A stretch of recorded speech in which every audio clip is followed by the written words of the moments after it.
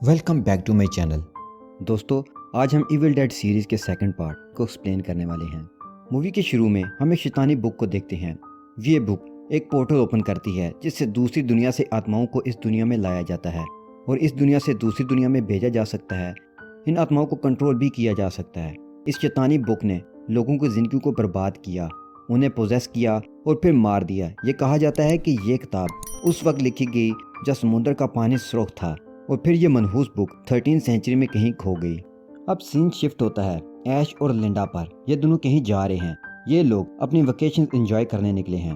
अब ये लोग एक वुडन कैबिन में पहुंच चुके हैं। ये कैबिन बहुत ही सुनसान और वीरान जगह पर है। यहाँ कोई दूसरा घर, जानवर या कोई इंसान नजर नहीं आ रहा। ये कैबिन बहुत डरावना लग रहा है। ये दोनों अंदर आ जाते हैं।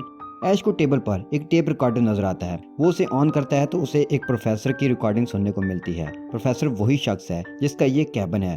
वो कहते हैं कि मैं यहाँ रहा करता था और मुझे पुरानी चीज़ों की इन्वेस्टिगेशन करने का बहुत शौक था। मैं पुरानी चीज़ों को उठाकर घर ले आता था। मुझे ये शैतानी बुक मिली। मैंने इसे पढ़ना शुरू किया। इसके अंदर एक मंत्र है, उसे पढ़ने से शैतान जाग जाते हैं। मैंने ये मंत्र गलती से पढ़ लिया और शैतान ने मेरी वाइफ को पोजेस कर लिया। प्रोफेसर वो मंत्र पढ़ता है तो टेप रिकॉर्डर पर वो सुनाई देता है। मंत्र के पढ़ने से ही वहाँ का एनवायरनमेंट बदल जाता है। ऐश की गर्लफ्रेंड अपने रूम में होती है। कोई चीज़ उस पर अटैक करती है। उसकी चीखों की आवाज़ सुनते ही ऐश टेप रिकॉर्डर को बंद करता है और उसके रूम में जाता है। अंदर जाने पर उसे वहाँ लिंडा नजर नहीं आती। फिर अचानक से लिंडा ऐश पर अटैक कर देती है। ऐश डर जाता है। लिंडा बहुत डरावनी नजर आ रही थी। वो पोजेस जो हो चुकी थी, वो ऐश को मारने वाली होती है। ऐश उसे चाकू से मारकर दफना देता है। जब वो उसे दफना देता है तो वो फिर से जिंदा हो जाती है। ऐश के पास एक बेलचा होता है। वो उसे लिंडा की गर्दन उड़ा देता है और फिर से दफन कर देता है ताकि उसकी बॉडी में कोई और आत्मा ना घुस सके। ऐश जब जाने लगता है तो पीछे से एक और आत्मा लिंडा की बॉडी में दाखिल होकर ऐश पर अटैक करती है। ऐश भी पोजेस हो जाता है। उसकी आंखें वाइट हो जाती हैं। अब ऐश के अंदर भी आत्मा आ चुकी है। तभी एक अच्छी बात होती है कि सनलाइट ऐश की बॉडी पर पड़ती है और ये चुड़ैल सूरज की रोशनी टॉलरेट नहीं कर सकती और ऐश की बॉडी को छोड़कर चली जाती है। ऐश अब वापस नॉर्मल इंसान बन चुका है। उसे कॉटेज के अंदर से वही आवाज सुनाई देती है कि तुम भी हम में शामिल हो जाओ।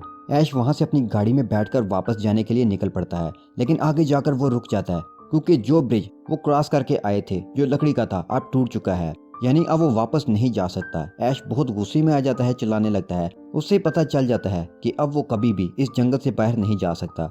जब शाम होने लगती है तो वो अपनी गाड़ी में बैठकर कैबिन की तरफ आ रहा होता है कि रास्ते में ऐश का एक्सीडेंट हो जाता है। वो गाड़ी से बाहर निकलता है और कैबिन की तरफ भागता है। आत्मा उसका पीछा करती है। वो भागता हुआ अंदर जाता है। आत्मा उसका पीछा कर रही होती है। किसी तरह से वो बच बचाकर बेसमेंट में छुप जाता है। आत्मा भी वापस चली जाती है। ऐश जब बेसमेंट से बाहर निकलता है तो डर जाता है। वहाँ बहुत अजीब चीजें हो रही थी, जैसा कि हॉरर प्लेसेस पर होता है। चेयर खुद बहुत मूव करती है, पियानो बजने लगता है। ऐश को फील होता है कि जैसे उसकी गर्लफ्रेंड जिंदा हो गई है।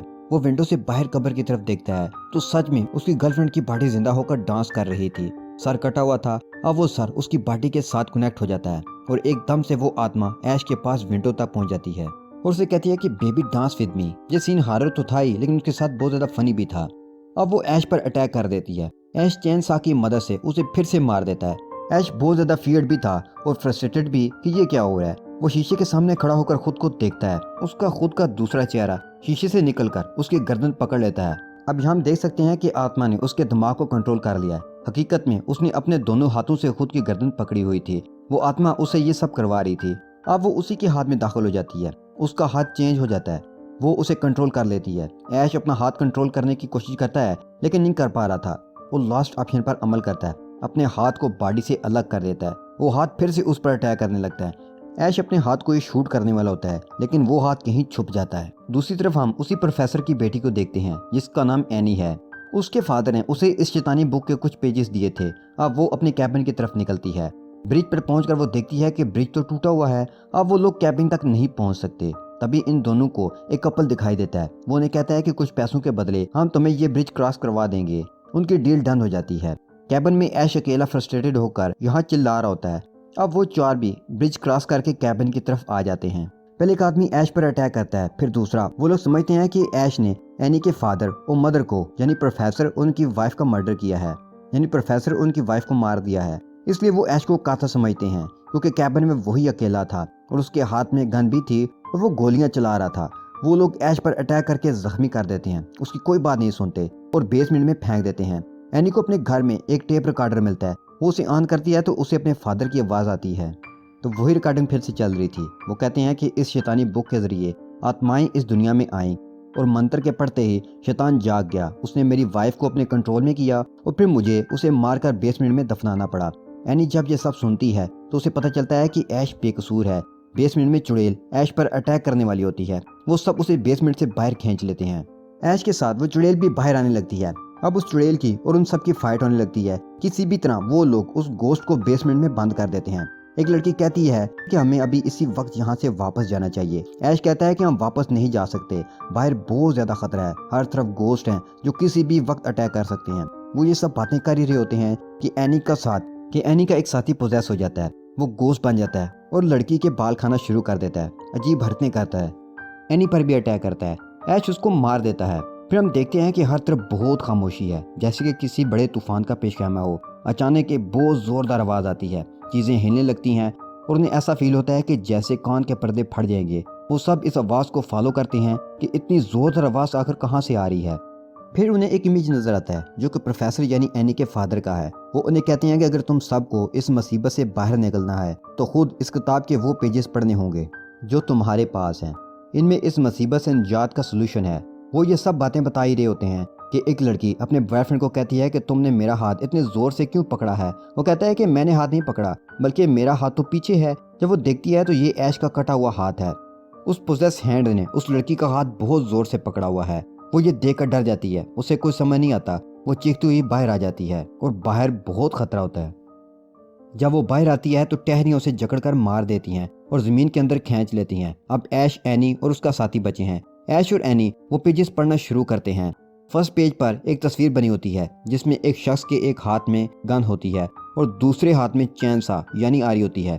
एनी उसे बताती है कि 13वीं सेंचुरी में दूसरी दुनिया से एक आदमी इस दुनिया में आया। आत्माओं ने लोगों को तंग करके रखा था और वो आदमी इन आत्माओं को वापस भेजना जानता था। ऐश कहता है कि हो सकता है कि उस आदमी ने इन आत्माओं को सही से वापस नहीं भेजा, जिस वजह से ये आत्माएं वापस आ गई हैं। इससे पहले कि वो नेक्स्ट पेज रीड करते, उनका एक साथी कहता है कि मेरी गर्लफ्रेंड बाहर चली गई है, उसकी हेल्प के लिए चलो। ऐश उसे समझाता है कि बाहर जाना खतरे से खाली नहीं है। अगर हम बाहर चले गए तो कोई भी जिंदा वापस नहीं आएगा। इस आदमी पर ऐश को समझाने का कोई भी असर नहीं होता। वो गन निकाल लेता है और उन सबको गन पॉइंट पर ले लेता है और उनसे वो पेजेस छीनकर बेसमेंट में फेंक देता है। अब वो सबको गन पॉइंट पर लेकर बाहर जाता है तो बाहर आत्माएं ऐश पर अटैक करके उसे पोसेस कर लेती हैं। ऐश इस आदमी को मारने आगे बढ़ता है जो उन्हें बाहर लेकर आया था और अब वो एनी पर अटैक करने लगता है। एनी भागकर कैबिन में आती है और डोर बंद कर लेती है। डोर नॉक होता है, उसे लगता है कि ऐश होगा। वो डोर ओपन नहीं करती। एनी अपनी प्रोटेक्शन के लिए लकड़ी का एक टुकड़ा लेती है और डोर ओपन करके उसके पेट में घुसा देती है। ये ऐश नहीं है बल्कि दूसरा आदमी है। उस आदमी को घसीटते हुए अंदर ले जाती है, लेकिन गोश्त फिर भी उसका पीछा नहीं छोड़ता। वो इस आदमी को घसीटते हुए बेसमेंट में ले जाता है और अब वो सिर्फ एनी और ऐश अकेले जिंदा बचे हैं। अब ऐश भी अंदर आ जाता है और एनी को दूर गिरा देता है, जिससे वो बेहोश हो जाती है। इससे पहले कि ऐश उसे मारता, उसकी नज़र उस लाकड़ पर पड़ती है जो कि उसने लिंडा को गिफ्ट किया था। वो उसी लाकड़ को उठाता है और अपनी यादों में खो जाता है। वो अपने दिमाग को कंट्रोल कर लेता है और ठीक हो जाता है। तो तभी एनी को भी होश आ जाता है और वो ऐश पर अटैक करने लगती है, लेकिन वो उसे समझाता है कि मैं ठीक हो गया हूँ, मुझे ना मारो। वो एनी को कहता है कि हमें इस शैतानी बुक के वो पेजेस उठाने होंगे, उन्हें रीड करके ही हम इस मुसीबत से जान छुड़ा सकते हैं। ऐश बेसमेंट में जाता है और वो पेजेस उठा लेता है। वो वापस आने लगता है तो एक गोश्त उस पर अटैक करता है और घसीट कर अंदर ले जाता है। उस बेसमेंट से और गोश्त निकलकर एनी पर अटैक करने लगते हैं। ऐश बेहोश हो गया था, अब वो वापस होश में आता है और इन सब गोश्त को मार देता है। वो एनी को कहता है कि इन पेजेस को रीड करो। जैसे ही वो पेजेस को रीड करने लगते हैं तो वहाँ मौजूद चीज़ें अजीब तरीके से हिलने लगती हैं। सभी गोश्त बाहर आ जाते हैं, सारे ट्रीज चलना शुरू कर देते हैं और ट्रीज की जड़ें ऐश को जकड़ लेती हैं और ऐश का कटा हुआ हाथ एनी की गर्दन दबोच लेता है। वो उसे मारने वाला होता है। एनी की आंख खुलती है और वो आखिरी अल्फाज को पढ़ना शुरू करती है। उसके साथ ही एक पोर्टल यानी दूसरी दुनिया का रास्ता खुलता है और ऐश अपनी गाड़ी समेत उसके अंदर चला जाता है। अब वो दूसरी दुनिया में गिरता है। वहाँ सोल्जर्स होते हैं और उसे मारने वाले होते हैं।